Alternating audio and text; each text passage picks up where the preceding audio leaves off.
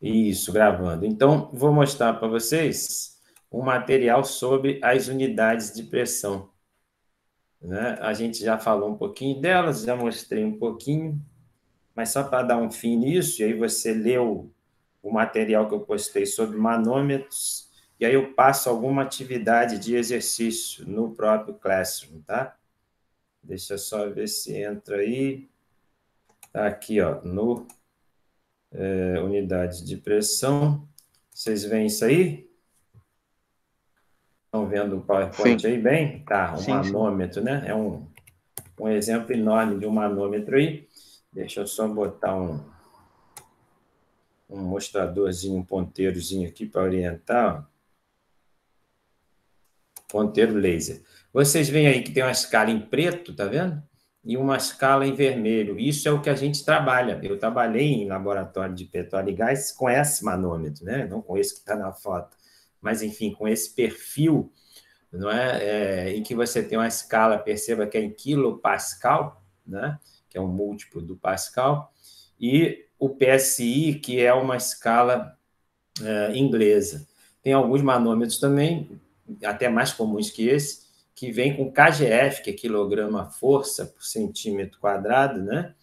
É uma unidade bastante usada em laboratórios no Brasil, e o padrão internacional sempre o PSI. A gente vai comentar essas unidades de pressão à frente aí. Então, o conceito de pressão a gente já viu, mas rapidamente recordando, denomina-se pressão a grandeza física que mede força, né? Força por unidade de área. Claro que vocês já viram isso, mas me interrompam com qualquer pergunta aí. O Pascal, né, que é a unidade no SI, ele é também força por unidade de área, claro, mas especificamente no SI, o Pascal equivale o quê? Uma força de 1 newton, que é a unidade de força no sistema internacional, por uma área de 1 metro quadrado, tá certo? Então, Pascal é newton por metro quadrado. É legal você ter essa unidade de cabeça aí, porque ela é cobrada em concurso, em processos seletivos, tá? Por ser, obviamente, a unidade no SI. MKS é a abreviação aí, chamam de acrônimo, né? De metro quilograma segundo. Então, é um sistema de unidade física essencial que originou o SI. Mas, claro, vale o meu destaque aí de que o MKS, né, não gera o Pascal. Né? O SI baseou-se, em essência, no MKS, algumas vezes dito, embora impropriamente, sistema métrico de unidades. Então, foi tipo assim um pai do SI, do sistema internacional. Enquanto haja tendência de unificação internacional por meio do sistema internacional de unidades, o sistema CGS de unidades e outros ainda são usados em várias áreas e algumas razões de ordem lógica e histórica para isso. Isso aqui eu achei bonito, uma panela de pressão aí, né? Algo residencial, caseiro, né? Da nossa cozinha. O que seria o CGS? O CGS é o sistema de unidade, ou sistema dimensional, que chamam também, usam esse LMT, o L de comprimento, o M de massa e o T de tempo, mas especificamente no CGS. As unidades básicas são o centímetro, então o C é de centímetro, o G é grama e o tempo em segundos. Ele foi adotado no final do século XIX num congresso de eletricidade. Só para dizer, relembrar a vocês que isso existe também. Né? O DINA é a unidade de medida padrão no sistema CGS de unidades para representação de força. Né? Então, a DINA é definida como força necessária para provocar aceleração de 1 centímetro por segundo quadrado em um corpo de massa igual a 1 grama. E equivale a 10 micronêutrons, 10 a menos 5 newtons. Né? E aí é abreviado assim, né? Com Y. Um DIN é 1 grama por centímetro quadrado por segundo. Comparando, o Newton seria o quê? Seria o quilograma metro por segundo ao quadrado. Tá? E aqui a gente tem grama, centímetro, segundo ao quadrado. Tá bom? Vê se você quer me falar alguma coisa disso. Devido à sua pequena magnitude, pequeno amplitude dele aí, né? Comparado à força em newtons, essa unidade medida é geralmente utilizada para medições de tensão superficial. Isso é usado em líquidos, né? Em balanças de precisão e aparelhos de elevada precisão. Uma outra unidade mais rara, o ERG, é a unidade de energia ou trabalho nesse sistema CGS. Né? E aí, um ERG é uma unidade pequena, de novo, tudo no CGS é chamado, é destacado esse aspecto pequeno, e equivale a 1 grama vezes centímetro quadrado por segundo ao quadrado. Né? E é igual a 1 vezes 10 a menos 7 joules, ou seja, é bem menor que o joule. Lembrando que o joule é a unidade de quê? No SI, lembra aí, joule é a unidade de trabalho, né? Ou de energia, tá certo? Tranquilo? Que é o caso aí do ERG, né?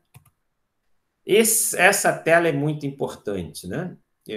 Porque a gente vai falar dos manômetros, vocês vão trabalhar com manômetros, né? E o manômetro, ele lê o que se chama de pressão relativa. Então, está escrito aqui, ó, pressão relativa ou pressão manométrica. Então, aquela imagem inicial, né, da tela, né, isso aqui, lê, essa leitura, esse valor lido, que seja qual for a unidade, vai estar em quê? Ele vai ser unidade de pressão. Tá bom, mas qual pressão que se está medindo no manômetro? É o que se chama de pressão manométrica, medida no próprio manômetro, ou pressão relativa, tá bom? E o que seria a pressão absoluta ou total? Eu gosto muito do nome total, mas se usa o nome absoluto, por isso eu destaquei em negrito, tá? Então, na verdade, você vê que na tela aí, ó, na verdade, tem 5 nomes, isso que confunde, porque tem o absoluta, pressão total, pressão relativa, pressão manométrica. Né? Esses nomes confundem porque, na verdade, tem 2 sinônimos repetidos. Né? Absoluta é sinônimo de total e relativa é sinônimo de manométrica. O que seria a quinta? Seria a pressão da própria atmosfera. Tá? Então, veja, a observação aqui, a pressão absoluta, que é quem? Que é a total, é obtida, teria que sublinhar aqui, somando-se a pressão do manômetro com a pressão atmosférica. Tá bom, gente? Então, resumindo, a pressão que você lê no manômetro é a total? Não, é a que está dentro do manômetro, naquele aparelho. Né? Mas como aquele aparelho está na atmosfera, você tem que somar a atmosférica. E aí a atmosférica mais a do manômetro é chamada pressão absoluta ou total, tá bom? Isso está disponibilizado no Google Sala de Aula aí. Eu confesso para vocês que várias vezes já confundi esses sinônimos aí. Cria um padrão para você gravar isso. É só você entender que a que o aparelho fornece é dele, é do material que está ali dentro. Se faz isso, por exemplo, na área de vocês, na gasolina. A gasolina se faz um ensaio pressão de vapor Reid, que eu comento com vocês depois, tá bom? Vê se você quer me perguntar alguma coisa aí. Eu falei que era pressão de vapor Reid, e aí quero conceituar isso, porque isso é muito usado para hidrocarboneto, para derivados de petróleo em geral, né? Um conceito de pressão de vapor. Então, eu escolhi essa imagem aqui, descobri ela aí pela internet, achei bonita e útil, né? O que se deseja mostrar nessa imagem aí? Pense que essas bolinhas aqui numa representação aí seriam moléculas, né, do líquido. E aqui, nesse rabisco do meu vermelhinho, indicador da tela, aqui eu teria uma interface para baixo é líquido e para cima vapor. Né? E algumas setas aqui, ó, indicando que algumas moléculas que estavam, né, aqui na fase líquida conseguem escapar para essa área de cima aqui que a gente está chamando da área do vapor. Tá clara essa imagem inicial aí? A minha pergunta para vocês, tentando firmar conceitos aí, se a gente fizesse um filme sobre essa molécula aqui, o que faria ela sair da fase líquida? Eu pergunto para vocês, temperatura significa o que para vocês a nível de moléculas? A nível micro? O que você relaciona a temperatura com o quê? Me fale sobre isso aí. Eu quero puxar conceitos que eu sei que vocês têm. Vocês têm noção. Você acha razoável eu dizer que a temperatura expressa a agitação das moléculas? Não seria o calor, no caso? Você seria mais apropriado falar o calor, né? Qual é a diferença do calor e da temperatura? A temperatura a gente está falando de um grau, né? Um grau Celsius, um grau Kelvin. Quando a gente fala temperatura é o calor medido numa escala termométrica qualquer, tá certo? Então, Ah, tá. é isso, você tem razão. O mais correto é eu falar o quê? O calor. Mas ele é expresso numericamente pela temperatura. Mais bonito que esses dois termos. Vamos falar de energia térmica, tá certo? Que é o calor, enfim, essas coisas são sinônimas. Mas a nível microscópico, usando a palavra energia térmica, usando o termo calor, que você acertou, seria o mais apropriado. Ou o calor medido, que seria a temperatura, né? Essas coisas a nível micro expressam o quê? A agitação das moléculas. Mais precisamente, energia cinética das moléculas. E se você quiser entrar na física, seria uma soma de energia cinética e vibracional, né? As moléculas, se você pensar na molécula de etano, né? Um CH3 ligado a outro CH3, por uma ligação simples, não é isso, etano? A molécula de etano, um CH3, vibra em relação ao outro CH3. E mais, tem rotação.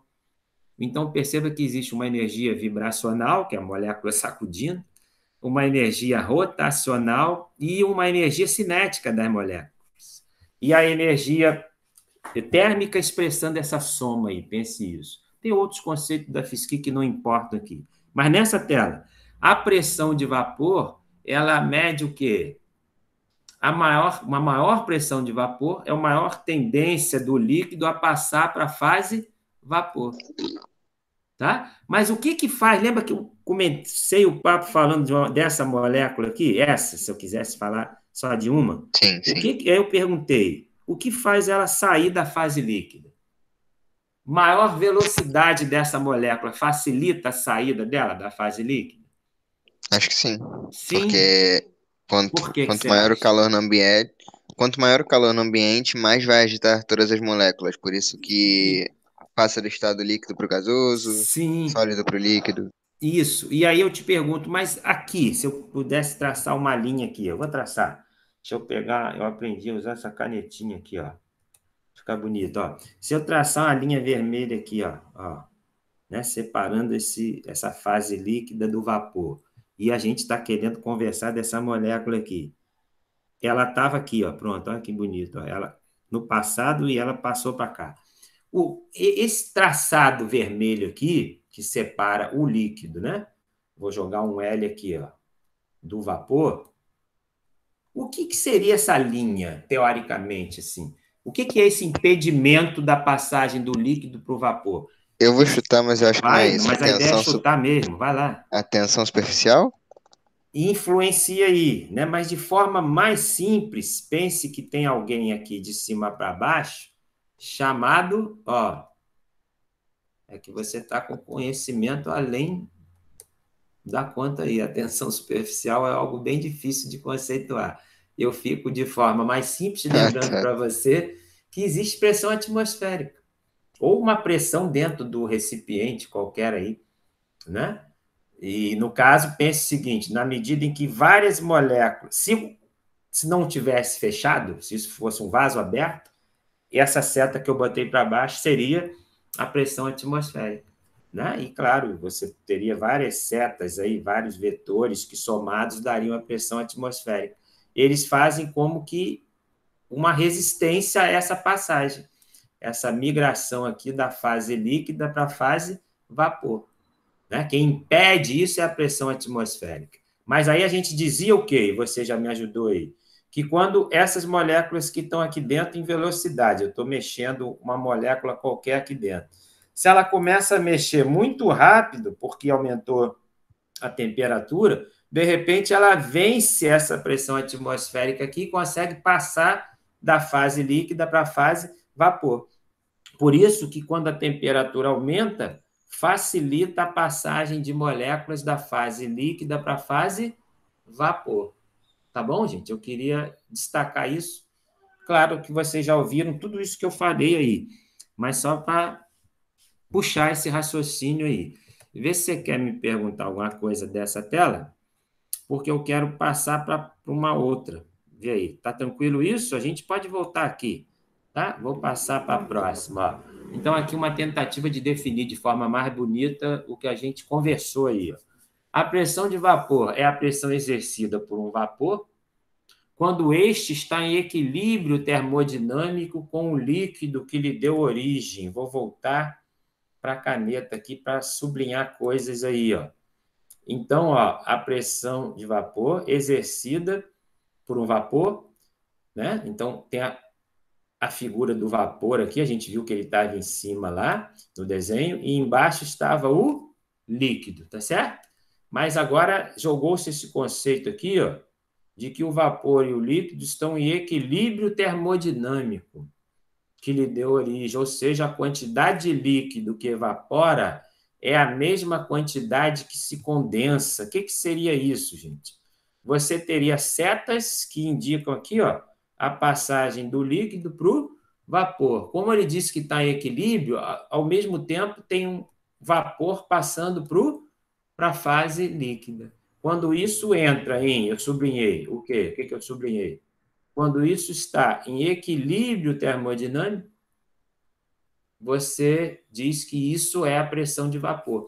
Porque pensa o seguinte, no início dessa foto aqui, dessa imagem, tem mais moléculas no estado líquido do que no estado vapor.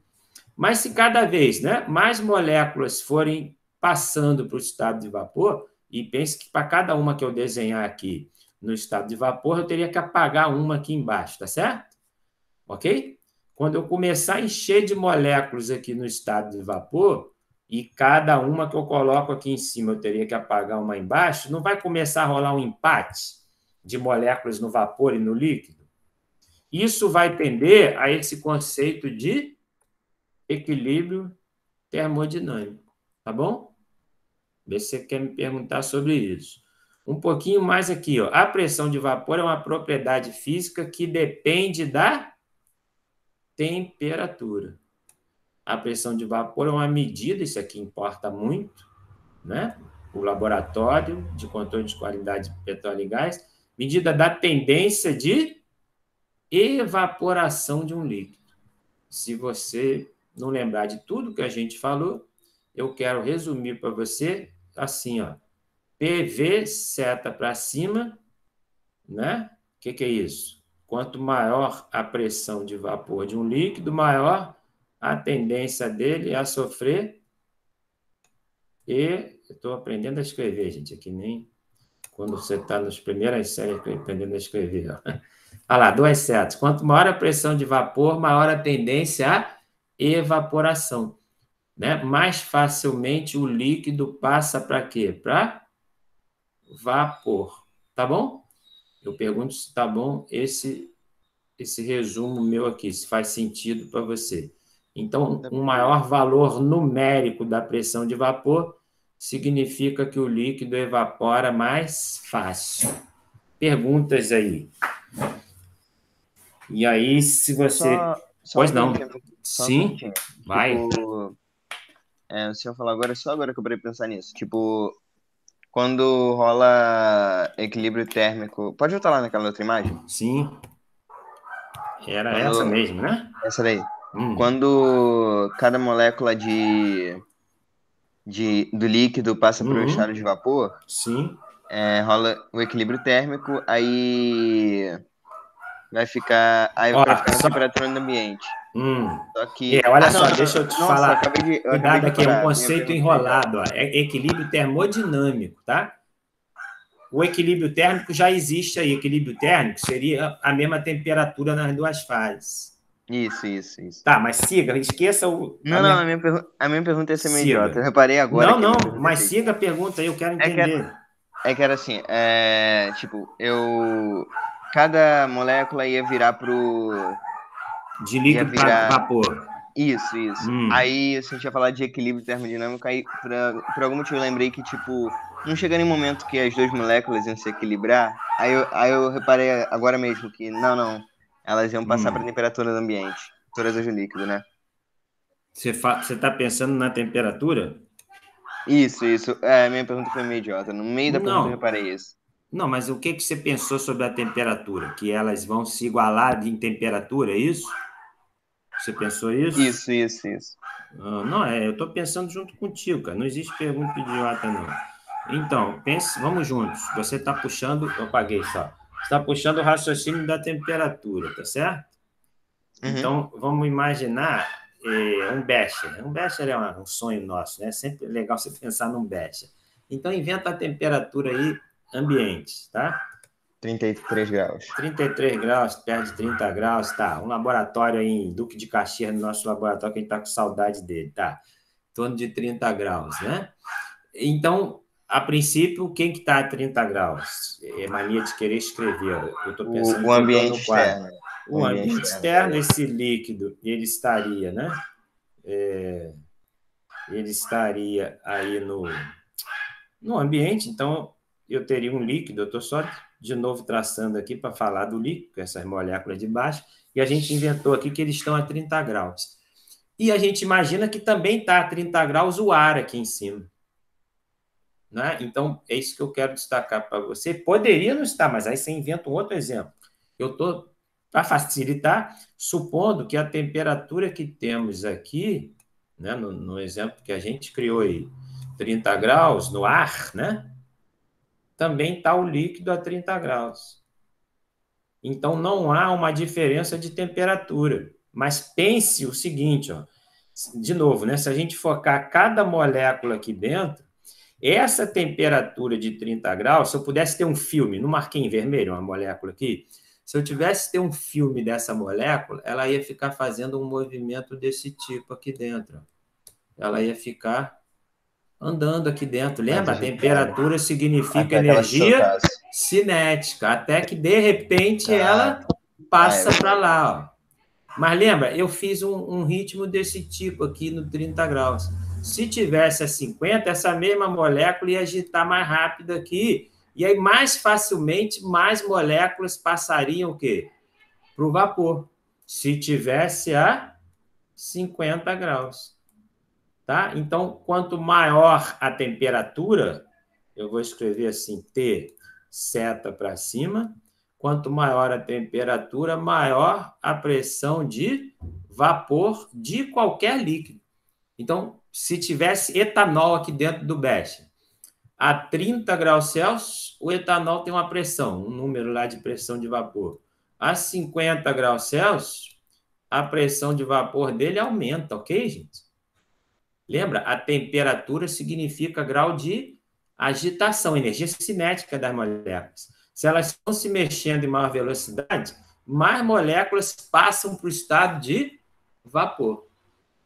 Tá bom? Então, claro que essa pressão de vapor, né, que ela mede o quê? Esse tal equilíbrio entre a passagem de líquido para vapor, né? Eu podia escrever assim, ó, porque isso vocês conhecem aí da fisicoquímica. Você já não fez fisicoquímica? Você já não viu em reação química esses sinais assim? Dizer que isso aqui é uma reação química e botar seta para os dois lados? Você já não estudou isso? A ideia de que existe a reação para um sentido e para o outro? Você não estudou isso já? Sentido 1 e sentido 2? A reação reversível, certo? O que é reversível aqui? O líquido está passando para o vapor e depois o vapor está passando para o líquido. Quando houver um equilíbrio desses dois sentidos, a gente vai ter a pressão de vapor do líquido naquela temperatura. Tá? Se tiver em temperatura maior, vai mais fácil você vai chegar a esse equilíbrio e a pressão vai ser maior. Tá bom, gente? Tranquilo? Mas o que importa disso? Eu não quero que você esqueça isso aqui e me pergunte qualquer outra dúvida aí. Quanto maior a pressão de vapor, mais fácil o líquido evapora. Tá bom? Sim? Então, aqui, ó, um resumão aqui. Quanto maior for a sua pressão de vapor, ó, mais volátil será o líquido. O que é volátil? Volátil é exatamente evapora fácil. Você tem esse conceito aí? Sim ou não? Você lembra disso? Quem Vagamente. vagamente, então anote na sua caixinha aí, no seu cérebro, ó. Guardou isso, valendo R$ 1.000. Eu vou te perguntar isso na prova. Não vai ter prova, mas só em falar isso tu grava, ó. Né? Escreva assim no seu cérebro aí, ó. Tá escrevendo? Com a Sim, canetinha sim. dessa no seu cérebro. Quem é mais volátil é quem evapora mais fácil. E esse tem maior pressão de vapor. A gente tinha escrito isso aqui, ó. Maior pressão de vapor, maior evaporação. É só você acrescentar que isso é sinônimo de o quê? Palavrinha nova para você aí. Volátil. A indústria adora esse sinônimo. Então, o que é um líquido volátil? Que evapora fácil. Tá bom? Quanto maior a sua pressão de vapor, mais volátil será o líquido e menor será a sua temperatura de ebulição referente a outros líquidos. Nada como um exemplo. Ó. Eu vou inventar um exemplo aqui para ilustrar a nós. Ó.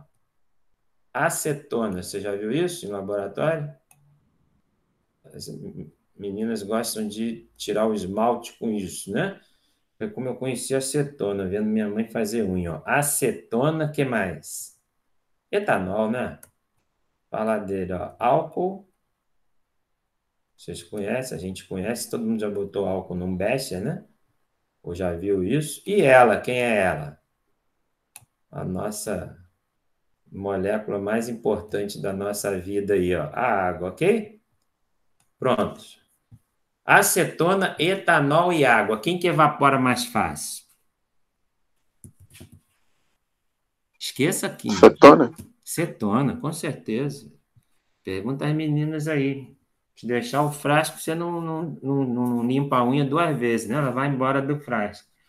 Né? Então, ó, a acetona teria maior pressão de vapor, ou seria mais volátil. Tá bom? E o etanol no meio eu botei na ordem aí. E a água, mais difícil de evaporar. Esse aqui eu sei, né? Na CNTP, a água evapora no nível do mar, o quê? A gente sabe, a 100 graus Celsius. O álcool. O álcool, eu já gravei isso várias vezes na vida, mas eu não lembro redondinho. É 70 graus Celsius, mais ou menos. Eu não lembro se é 67 ou se é 77. Põe 70 graus aí, razoável. Só se você jogar no Google é mole. A acetona eu não lembro. Podia olhar aí, né? Se vocês quiserem olhar aí para ilustrar. Mas eu estou chutando aqui que é 50 graus. É menos. Não sei. Se vocês tiverem facilidade, aí dá uma olhada só para mim. Mas mais ou menos isso aqui, ó. Tá? Então, a acetona evapora 56. 56, eu chutei bem pra caramba, hein? Já vou emendar só a perna aqui do. Olha lá, virou 56. O álcool, veio para mim, para ver se eu gravo, enfim. É 67 ou é 77? Ou é 76? Sei lá, eu confundo. Eu jogo 70 na dúvida. Deu 78. É isso, obrigado. Vamos gravar juntos, ó. Arredondei para 8 aqui, ó. Então o álcool é 78. Gravamos juntos. 56, 78 e 100, tá certo? CNTP nível do mar. Acetona, vamos lembrar a fórmula? Vocês sabem, ó. É o CH3, tá certo?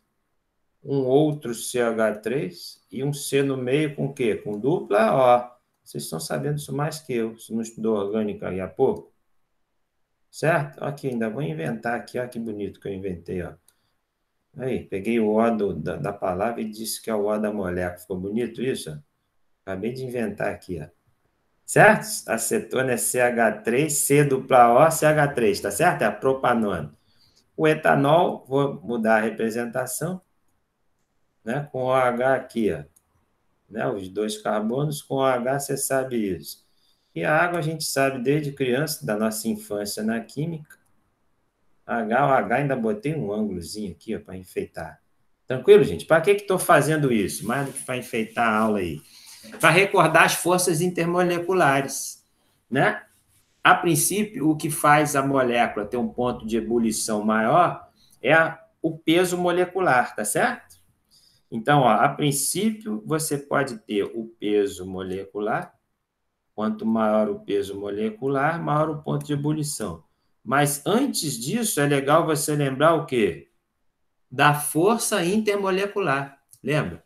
As forças entre moléculas, quais são? Ó, Van der Waals, tem dipolo, lembra? Química geral aí na gente, ó. E ponte de hidrogênio, não pode escrever pH não, cara. pH é pH, né, na química. Eu estou escrevendo Pzão, Hzão, ponte de hidrogênio ou forças de hidrogênio, né? Nessa ordem aqui das três, aumenta o ponto de ebulição. O que é ponte de hidrogênio no nosso exemplo aqui? O etanol e a água fazem ponte de hidrogênio. Se tiver dúvida, me recorda aí, tá? Me pede. Tranquilo, gente? O etanol faz ponte de hidrogênio, a água também. E aí, por que a água tem ponto de ebulição maior que o etanol? Por que você acha? Ela é mais estável? Mais estável, mas aqui no caso a polaridade, certo? Quanto mais polar, Ah, é verdade. tá? Quanto mais. O outro critério aqui, ó, a gente não pode esquecer, é a polaridade. Tá? Quanto mais. Claro que ligação iônica tem ponto de ebulição muito alto. A gente está falando tudo isso aqui, né? Esses três exemplos nossos aí são ligações covalentes, mas a água é mais polar que o etanol. No entanto, os dois fazem ponte de hidrogênio, tá bom? O etanol, a cadeia carbônica, né? Esse carbono aqui e esse outro dão um pouco de caráter apolar, pequeno. Mas, enfim, resumindo, a água é mais polar e é ponte de hidrogênio. E a acetona tem um valor bem mais baixo porque ela não faz ponte de hidrogênio, né? A acetona ela é pouco polar, né? Bem pouco, mas ela tem o quê? Ela é ponte de hidrogênio, acetona? Ela está aqui? Não, por quê? Porque a ponte de hidrogênio tem que ter a ligação o quê? Relembra aí para mim. O OH. ligado a H, né? Ou o F ligado ao H, recordando a química geral, ou o N ligado ao H. Lembra? Em resumo, a ponte de hidrogênio é H-FON, né? Você sabe isso. A acetona não tem ponte de hidrogênio. Seria o quê? O dipolo, né? Está no meio aí entre o dipolo e o Van der Waals quase. Enfim, é isso, tá? Vê se você quer me falar alguma coisa disso. Posso passar? E eu vou dar, eu lembrei, gente, do seguinte, olha que recordação legal, de dar uma interrompida no filme. Deixa eu interromper aqui, ó, para não ficar enorme, né, para vocês e para os colegas. Eu vou interromper a gravação e a gente segue com mais